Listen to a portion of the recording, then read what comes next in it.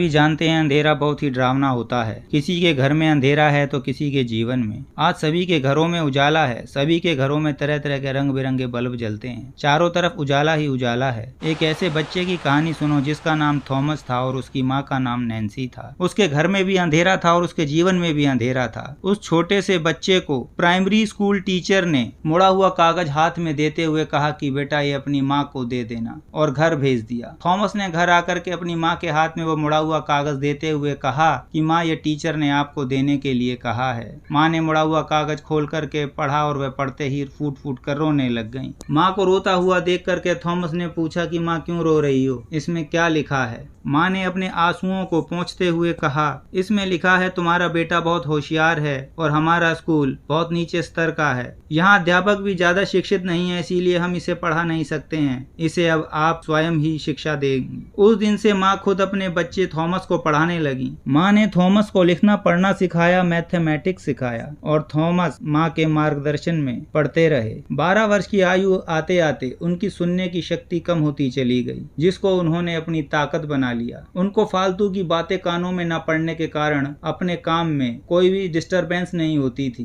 वे पूरा कॉन्सेंट्रेट अपने काम में कर पाते थे। 13 वर्ष की आयु में उन्होंने ट्रेन के अंदर गोलियां टॉफी बेची, उन्होंने सड़कों पर अखबार बेचे, सब्जियां बेची। उन्होंने कमाना शुरू कर दिया था। जो भी कमाई इकट्ठी होती थी उससे वो लैब के उपकरणों को खरीदते थे और लगातार वो शिक्षा ग्रहण करते रहे और रिसर्च करते रहे। उन्होंने जो भी पढ़ा अपने दम पर पढ़ा, अपनी माँ से पढ़ा। उनकी स्कूलिंग मात्र 4 से 6 महीने की ही रही थी। इसके बाद जो भी उन्होंने सीखा, जो भी पढ़ा, अपनी माँ से पढ़ा, खुद अपने दम पर पढ़ा और रिसर्च लगातार करते रहे। और एक दिन उनको सफलता प्राप्त हुई और उन्होंने 1879 में बल्ब का आविष्कार किया। पूरी दुनिया को अंधकार से मुक्ति दिला दी। सारे में उजाला ही उजाला हो गया। और इस बच्चे का नाम था थॉमस एल्वा एडिसन, जो कि महान वैज्ञानिक हुए। उन्होंने एक के बाद एक कई आविष्कार किए। काफी समय बीत जाने के बाद पुरानी यादों को ताजा करने के लिए जब उन्होंने अलमारी को खोला तो अलमारी के कोने में वह उन्हें मुड़ा हुआ कागज का टुकड़ा दिखाई दिया। उनको याद था कि यह वही टुकड़ा है जो टीचर ने उनको स्कूल से भेजते वक्त दिया था और उनको